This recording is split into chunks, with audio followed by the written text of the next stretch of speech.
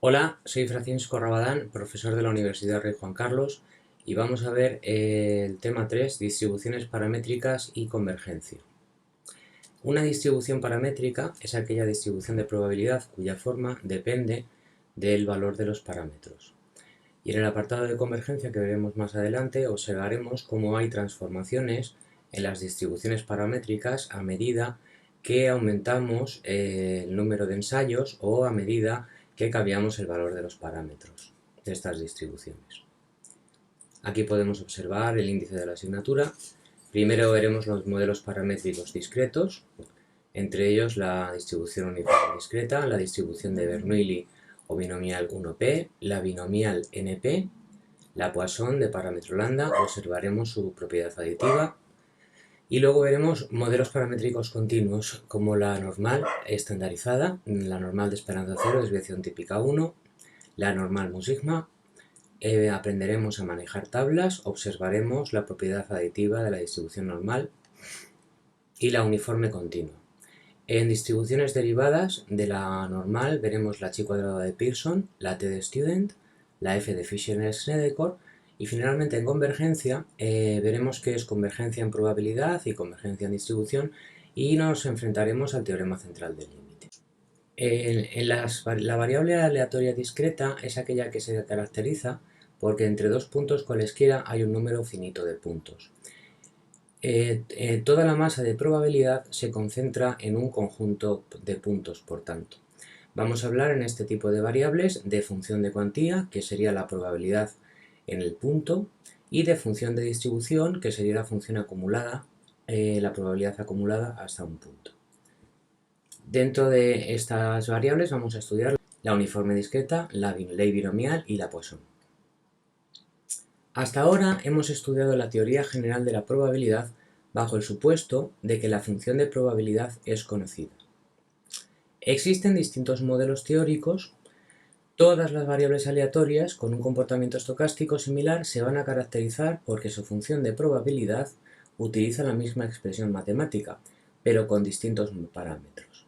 Entonces ahora el estudio va a consistir en ver la forma del modelo, si tenemos una función de cuantía en el caso de la variable aleatoria discreta, o tenemos una función de densidad en el caso de la variable aleatoria continua, deducir las características de estos modelos, como son la esperanza y la varianza de la variable aleatoria. En la uniforme discreta aplicamos el criterio de Laplace de X probabilidad, con lo cual la probabilidad es el cociente de casos favorables partidos por casos posibles. Por tanto, la función de cuantía va a ser siempre casos favorables 1 partido por casos posibles n ensayos o n alternativas. Y la función de distribución va a consistir en ir sumando, a medida que avanzo en la variable aleatoria, esa probabilidad 1 partido por n. Con lo cual, la función de distribución, por ejemplo, para el valor 3, será 3 partido por n, siendo n el número total de alternativas. En los gráficos que tenemos a la derecha vemos la probabilidad de un dado perfecto. Tenemos 6 alternativas, desde la cara 1 hasta la cara 6, y observamos cómo todas las alturas de las probabilidades son la misma y cómo el crecimiento de la función de distribución es un crecimiento escalonado, pero sostenido. En las fórmulas de la esperanza y de la varianza, en principio no hay ninguna dependencia de ningún parámetro. La ley de Bernoulli es la binomial 1p y estudia la probabilidad de ocurrencia en un único ensayo de un suceso dicotómico. Este suceso le vamos a denominar éxito o fracaso. La binomial 1p depende de un parámetro que es p, que es la probabilidad de éxito o proporción de éxitos en un conjunto. La función de cuantía será la intersección del número de éxitos y el número de fracasos. En este caso, p sería la probabilidad de éxito elevado a x por 1 menos p elevado a 1 menos x. Como las alternativas son fracaso o éxito, x puedes tomar el valor 0 o tomar el valor 1. La función de distribución será la suma de estas probabilidades a lo largo de la variable aleatoria. En este caso sí observamos que la esperanza de la distribución de Bernoulli es p, la proporción de éxitos, y la varianza es p por 1 menos p.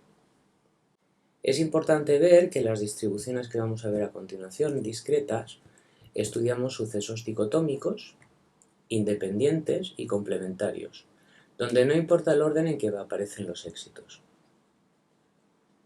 La ley binomial es una generalización de la ley de Bernoulli 1P.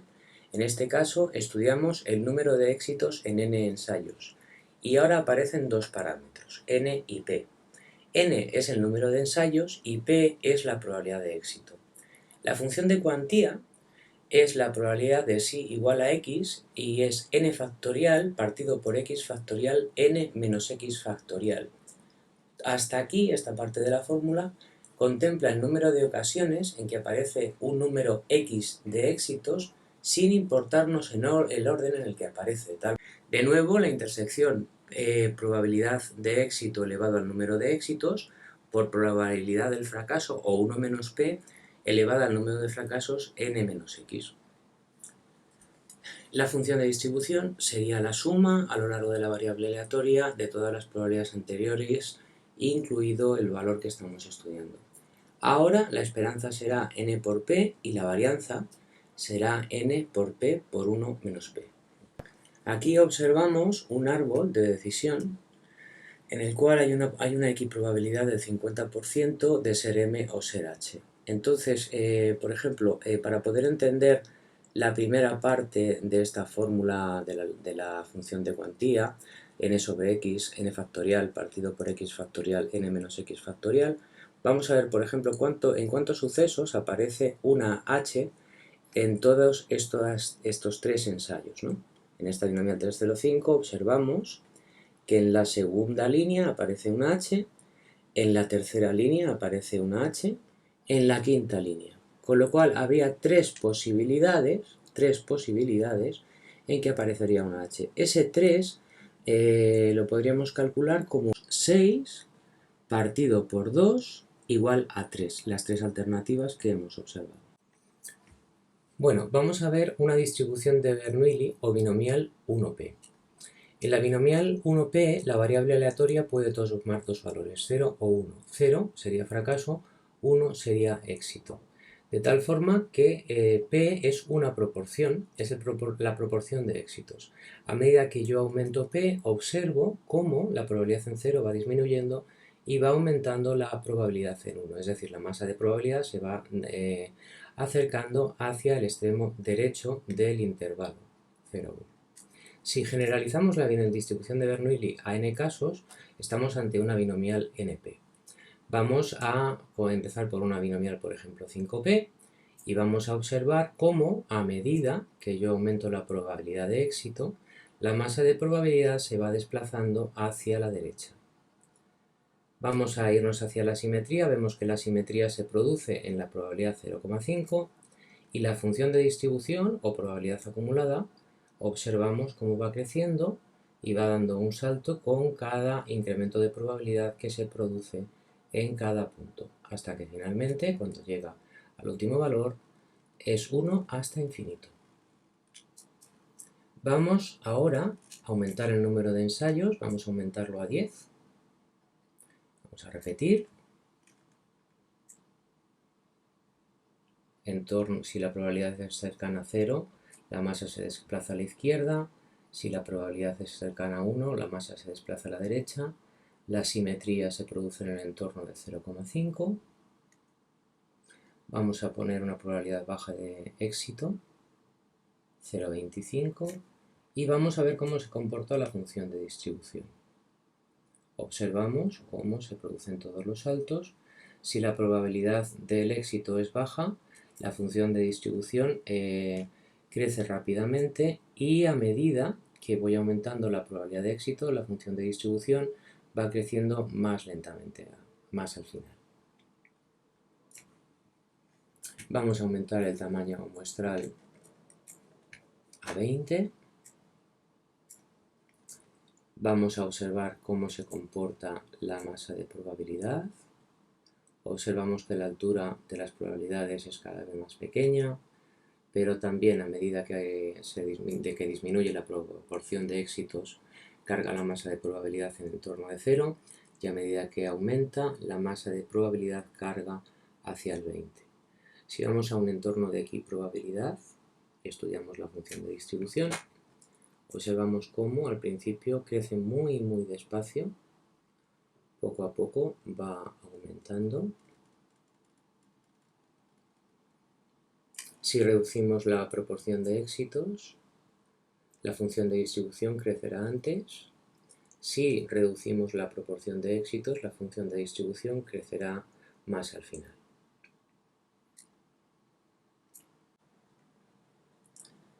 La ley de Poisson estudia el número de éxitos conocida la ocurrencia en media por un determinado periodo. Ahora cambiamos la notación que hemos seguido hasta ahora. La Poisson depende de su valor medio, que es lambda. Ahora, cuando hablemos de mu, lo que hasta ahora ha sido esperanza, para nosotros mu va a ser la ocurrencia media por periodo, el número de veces en que ocurre un determinado suceso conocido un determinado periodo. Y t van a ser los periodos a lo largo de los cuales estudiamos esa tasa media de ocurrencia.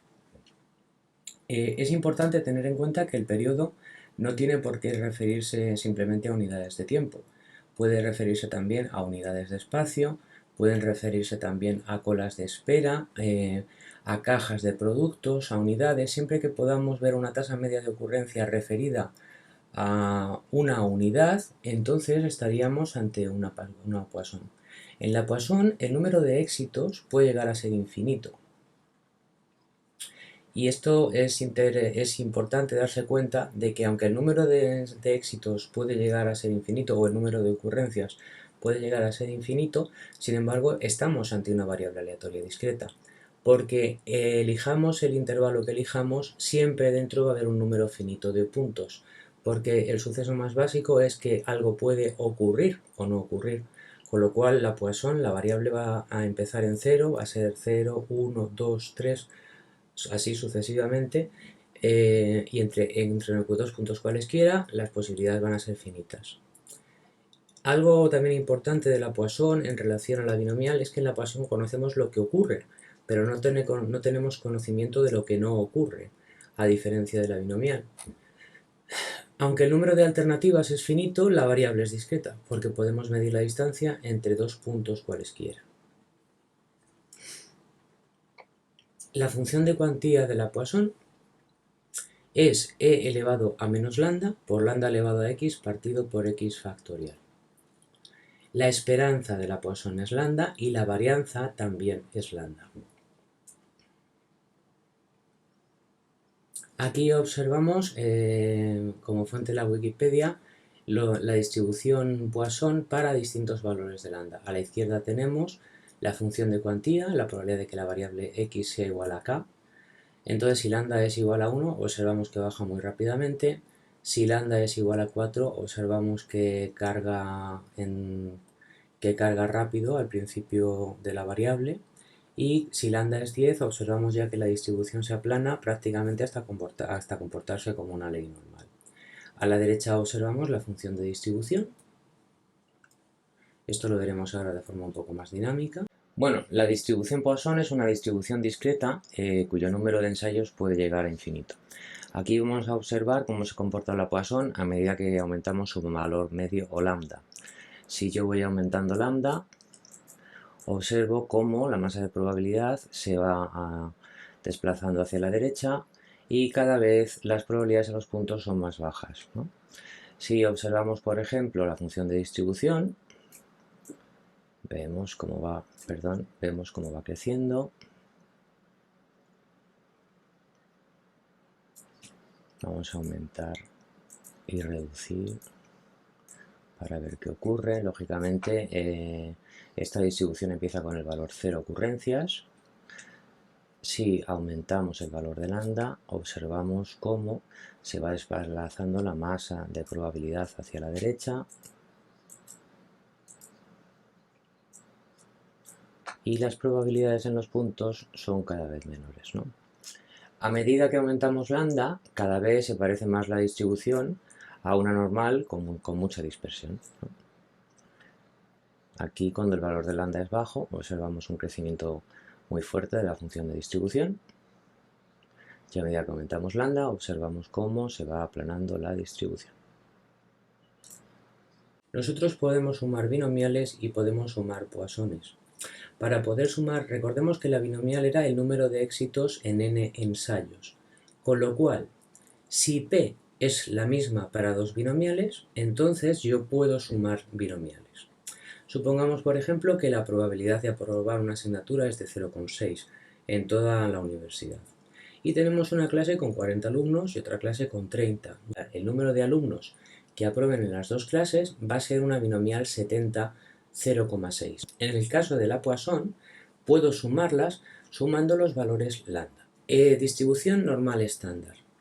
La distribución normal estándar es una distribución normal de esperanza 0, desviación típica 1. Aquí podemos observar que los valores de la variable aleatoria más probables son los más cercanos a la esperanza, al 0. La variable aleatoria se ve afectada por multitud de causas independientes entre sí con un efecto mínimo sobre la variable aleatoria sí. Cada una de las variables que influyen sobre la normal por sí solas tendrían un efecto inapreciable. Cuanto más nos alejamos de la esperanza, más improbables son los valores de sí, y a más de 4 desviaciones típicas a izquierda o derecha, los valores de las probabilidades acumuladas en las colas son prácticamente despreciables. La distribución normal es una distribución continua entre menos infinito y más infinito, y es una distribución simétrica, en la que coinciden esperanza, mediana y moda. La función de densidad de la normal tipificada, f de z, es 1 partido por raíz de 2pi por e elevado a menos 1/2 de x al cuadrado. Y su función de distribución sería la integral de la función anterior entre menos infinito y x. Podemos observar que si nos alejamos una desviación típica en torno a la esperanza, la probabilidad de que z pertenezca a un entorno de la esperanza de una desviación típica es aproximadamente igual a un 68%. En torno a 2 desviaciones típicas esa probabilidad aumenta al 95%.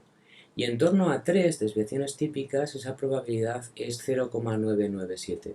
Y como comentábamos anteriormente, a partir de 4 desviaciones típicas, la probabilidad de que la variable aleatoria esté entre menos 4 y 4 desviaciones típicas sería prácticamente la unidad.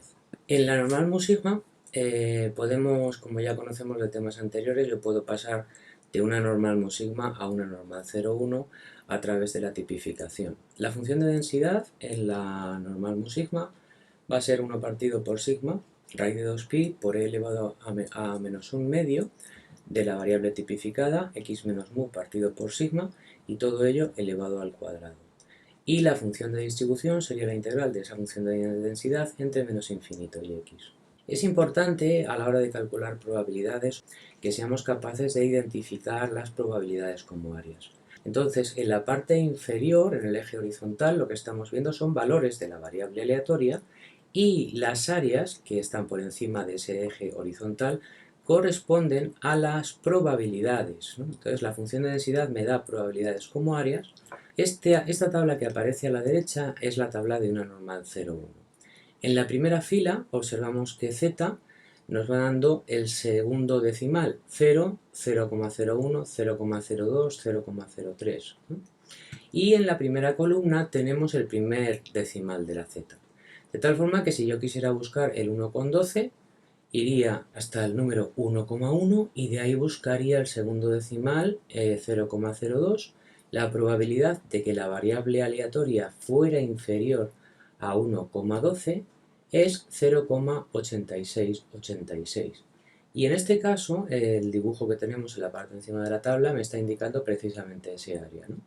Este valor de K, 1,12, correspondería al valor que dejaría a su izquierda un 0,8686 de probabilidad. Que esta tabla no nos da valores negativos de la z, con lo cual, si no tengo valores negativos de la z, debería recurrir a la simetría. Por ejemplo, la probabilidad de que z sea mayor que menos 0,7, que correspondería a toda este área que señalo con el ratón, va a ser igual a la probabilidad de que z sea menor o igual que 0,7 por una cuestión de simetría, ¿no? Entonces, esa probabilidad sí la podría mirar en tablas, ¿no? Y si miramos el 0,7, 0,7 lo tengo aquí, 0,7580. Luego, por otro lado, también puedo calcular probabilidades utilizando el complementario. La probabilidad de z mayor que 1,8, esta gráfica no me la facilita. Sin embargo, si yo calculo esa probabilidad, si el 1,8 estuviera por aquí y me piden la probabilidad que queda a derecha, yo puedo calcular esa probabilidad como 1, que correspondería a toda el área de la función de densidad, menos el área que me deja a la izquierda este 1,8. La probabilidad de que z sea menor que 1,8 la tenemos aquí, 0,9641, luego entonces la probabilidad que nos están pidiendo será 1 menos 0,9641.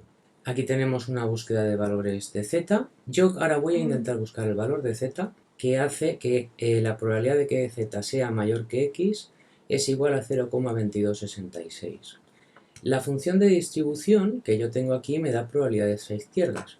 Luego entonces, el valor que me va a dejar a la derecha de x, probabilidad de z mayor que x, un 0,2266, ya estaría ajustando esto a una expresión que tengo en mis tablas, la probabilidad de z menor o igual que x.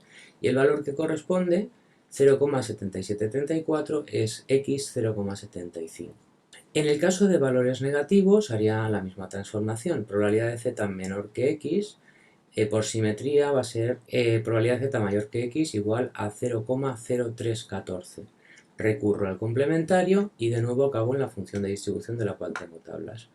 Con lo cual, menos x va a ser igual a 1,86 y por tanto x va a ser igual a menos 1,86. Bueno, ahora mismo nos encontramos ante una distribución normal 0,1, una z. Observamos cómo es una distribución simétrica centrada en 0.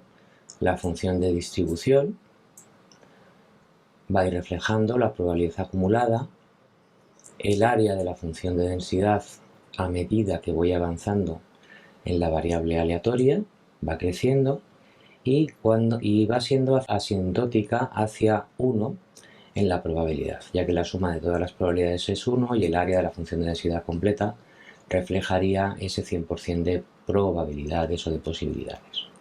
Si muevo el centro de la campana, observo cómo se va desplazando izquierda y derecha. Si aumento la desviación estándar, observo cómo aumenta la dispersión. La función de distribución, observamos que va reflejando ese consumo de áreas en la función de densidad hasta que finalmente la probabilidad acumulada es 1. Si reduzco el tamaño de la desviación estándar, aumenta la concentración en la normal y aumenta la pendiente de la función de distribución. A medida que aumento la desviación típica, aumenta la dispersión y la pendiente de la función de distribución es cada vez más baja. O sigma. Para poder aplicar la propiedad aditiva de la normal mu sigma, necesito un conjunto de bytes, un conjunto de variables aleatorias independientes e idénticamente distribuidas. Que cada una de las variables aleatorias se distribuyan como una normal mu sub i y sigma sub i, y que la variable aleatoria suma pueda calcularse. Entonces, la variable aleatoria suma es una distribución normal, de esperanza la suma de las esperanzas y de varianza la suma de las varianzas. Pero como la normal depende de la desviación estándar, debo introducir en la expresión de sigma sub s, normal mu sub s, raíz cuadrada de la suma de las varianzas, que es la desviación típica de si sub s. En el caso particular de la d-resta de dos normales, observamos que por las propiedades del operador esperanza y el operador varianza, al ser las variables aleatorias independientes, la esperanza de la suma coincide con la suma de las esperanzas, pero la resta de varianzas va a coincidir con la suma de las varianzas. Bueno, ahora vamos a ver la distribución uniforme A-B. Esta distribución estudia la equiprobabilidad de un suceso a lo largo de un intervalo continuo y depende de dos parámetros A y B, que son los extremos de este intervalo. La función de densidad va a ser 1 partido por B menos A, o si queréis 1 partido por la amplitud del intervalo, y la función de distribución va a ser x menos A partido por B menos A. La esperanza de la uniforme es A más B partido por 2 y la varianza B menos A al cuadrado partido de 12. Muy bien, si vemos de forma gráfica la uniforme AB, La esperanza A más B partido por 2 coincide con el punto central de este rectángulo. Aplicando la geometría, el cálculo de probabilidad sería muy sencillo. Sería multiplicar la base que deseamos, y por ejemplo quiero calcular cuál es la probabilidad de que la variable aleatoria se dé en este intervalo que acabo de marcar, tendría que multiplicar lo que mide esta base por esta altura. Y esta altura es 1 partido por b menos a. La función de distribución veíamos que era x menos a partido por b menos a. Evidentemente, si yo cojo un valor x, por ejemplo, este de aquí, la función de distribución me estaría dando este área si esto fuera x, ¿no? Y estaría multiplicando la base x menos a por la altura 1b menos a. Observamos cómo en la uniforme la función de distribución crece de forma lineal, como una recta. La uniforme funciona bien cuando los intervalos entre a y b son pequeños y cuando tenemos poca información, es decir, cuando nos vemos forzados a utilizar el criterio de equiprobabilidad de Laplace. Distribuciones derivadas de la normal. Las distribuciones derivadas de la normal son fundamentales para contrastes de hipótesis, intervalos de confianza y todo aquello que tiene que ver con la inferencia. Entonces vamos a ver brevemente en estadística 1, en estadística 2 las estudiaremos en más detalle, la chi cuadrado de Pearson, la t de Student y la f de Fisher-Snedeker. La chi cuadrado de Pearson es una suma de distribuciones normales 0,1 elevadas al cuadrado. Y el número de normales que sumamos va a ser el número de grados de libertad o variables aleatorias que participan en la construcción de la chi cuadrado. En la chi cuadrado de n grados de libertad, la esperanza es n y la varianza es 2n. Y es aditiva respecto del parámetro n, es decir, es aditiva respecto del número de zetas que yo sumo. Yo puedo sumar una chi cuadrado de 2 y una chi cuadrado de 3 grados de libertad y me dará como resultado una chi cuadrado de 5 grados de libertad, porque primero sumo 2 zetas al cuadrado y después sumo 3 zetas al cuadrado. Es muy útil para el contraste de independencia estadística, el contraste de bondad del ajuste y la distribución de probabilidad de la varianza muestral. Bueno, en este momento estamos ante una distribución chi cuadrado. La chi cuadrado es una suma de zetas al cuadrado o desviaciones respecto a una media 0 en una normal 0,1, con lo cual podemos considerar que es una varianza aleatoria para una normal 0,1. Observamos que con un grado de libertad es asintótica hacia el eje que refleja las probabilidades y también asintótica hacia el eje de la variable aleatoria. Como es una suma de valores al cuadrado, la distribución empieza en 0. A medida que aumentamos el número de grados de libertad, por ejemplo en 2, observamos cómo crece drásticamente hasta un valor en torno al 0,5 y luego baja de forma asintótica a lo largo de la variable aleatoria. A partir de 3 ya empieza a coger su forma característica, que es esta forma con esta joroba por aquí. Si vamos aumentando el número de grados de libertad, se va desplazando hacia la derecha hasta que acabaría transformándose en una distribución muy similar a una normal, con la particularidad de que comienza en 0. Si vemos cómo funciona la función de distribución refleja el área que va dejando a la izquierda la variable aleatoria. Vemos cómo se consume en la función de densidad, cómo va aumentando la función de distribución hasta que cuando vamos llegando al 1 comienza a comportarse de forma asintótica. Si aumentamos el número de grados de libertad, vamos a hacer esto un poquito, vamos a alejarlo un poco, nos centramos en el 0 porque antes no ocurre nada. Si aumentamos el número de grados de libertad, vemos cómo cada vez la función de distribución crece más despacio. La t de Student, o t de Gosset, es una normal 0,1 ponderada, dividida entre la raíz cuadrada de una chi cuadrado de n grados de libertad. Como ya veremos en estadística 2, esta es especialmente importante para trabajar con poblaciones normales de varianza desconocida. La esperanza de la t coincide con la esperanza de la z, es decir, 0, y la varianza de la t de Student es n partido por n menos 2, con lo cual necesitamos, para poder aplicar una t de Student, que n sea al menos superior a 2. Y algo muy importante de esta distribución es que no tiene la propiedad aditiva. Yo no podría sumar t's. Sumar que tuviera la propiedad aditiva significaría, por ejemplo, que la t de 2 más la t de 3 pudiera ser la t de 5. Pues no, no tiene esa propiedad aditiva respecto del parámetro n. Bueno, ahora estamos ante una t de student, donde el número de grados de libertad, que corresponde con el número de grados del h cuadrado, que divide a la z ponderada por el número de grados de libertad k, en este caso es 1. Observamos cómo es una distribución más triangular que la distribución normal. Su función de distribución de nuevo va reflejando cómo vamos consumiendo probabilidades a medida que avanzamos en la variable aleatoria. Recordemos que para poder calcular la varianza de la t de student, el número de grados de libertad tiene que ser de al menos 3, para que k-2 sea al menos 1. A medida que vamos aumentando los grados de libertad, observamos cómo hay una transformación en la t de student y cada vez se parece más a una distribución normal, ¿no? Con 20 grados de libertad ya es muy similar.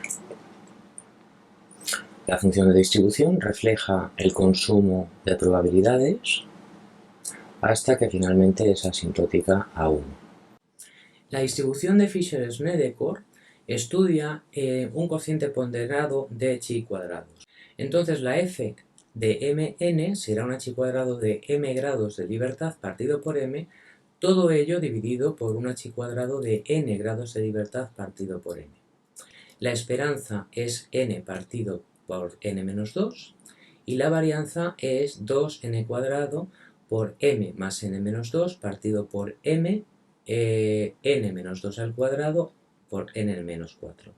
Y en este caso necesitamos que n sea necesariamente mayor a 4 para poder calcular la varianza.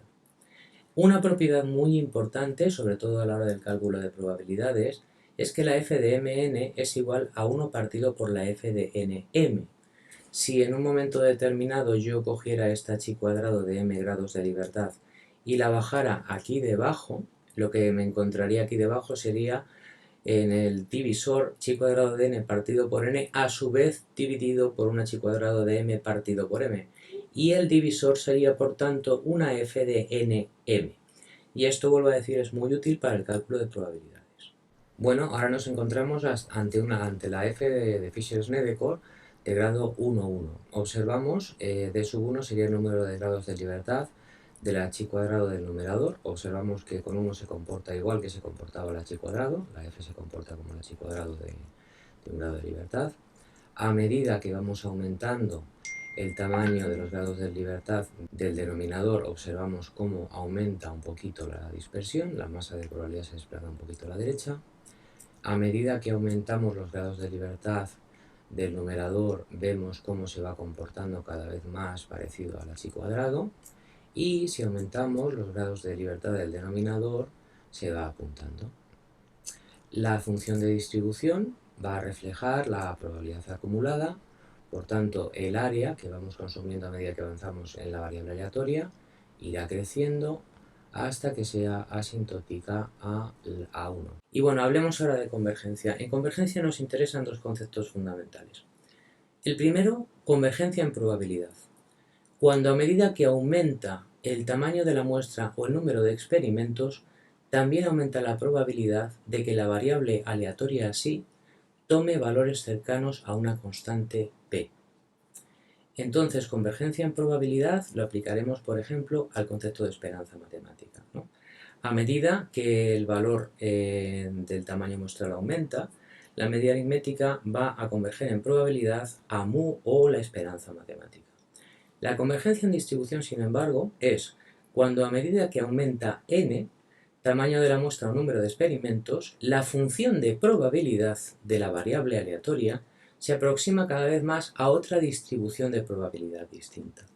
Esto suele ocurrir habitualmente con la convergencia de la binomial o de la Poisson a la distribución normal. Y habrá un caso muy especial que estudiaremos pronto, que es el del teorema central del límite. Pero en el caso de la convergencia en distribución nos estamos refiriendo a la forma de toda la distribución de probabilidad. Para poder aplicar el teorema central del límite necesitamos un conjunto de variables aleatorias, independientes e idénticamente distribuidas. Necesitamos que ese número de variables aleatorias sea mayor o igual que 30, de esperanza y varianza conocida. Y necesitamos poder sumar estas variables aleatorias, que no es necesario conocer la función de probabilidad de las variables aleatorias y su i, simplemente su esperanza y varianza y saber que todas tienen la misma distribución probabilística. Si se cumple todo esto, entonces, por el teorema central del límite, la variable aleatoria suma converge en distribución a una normal de esperanzas, la suma de las esperanzas, y de varianza, la suma de las varianzas. Por ejemplo, la distribución uniforme no tiene la propiedad aditiva. Sin embargo, yo sé que si sumo más de 30 uniformes, que son independientes, aunque no sé cómo se distribuye esa suma, sí sé que la variable aleatoria suma se parece muchísimo o converge en distribución a una normal de esperanza, la suma de las esperanzas, y de varianza, la suma de varianzas de las uniformes. Bueno, vamos a intentar comprender el teorema central del límite. En este caso vamos a trabajar con promedios. Con un tamaño muestral de tamaño 1, si trabajáramos 50 promedios, lógicamente lo que ocurriría sería que tendríamos una dispersión muy elevada y estaríamos prácticamente ante una uniforme.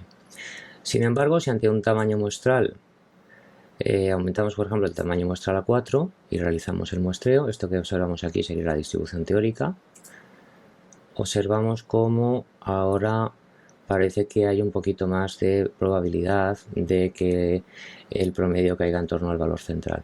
Sin embargo, si aumentamos nuestro tamaño de la muestra, vamos a aumentarle a un tamaño 11 y realizamos el mismo experimento, observamos que esto ya empieza a parecerse más, la distribución muestral empieza a parecerse más a la distribución poblacional. Esta simulación nos permite hasta un tamaño 15.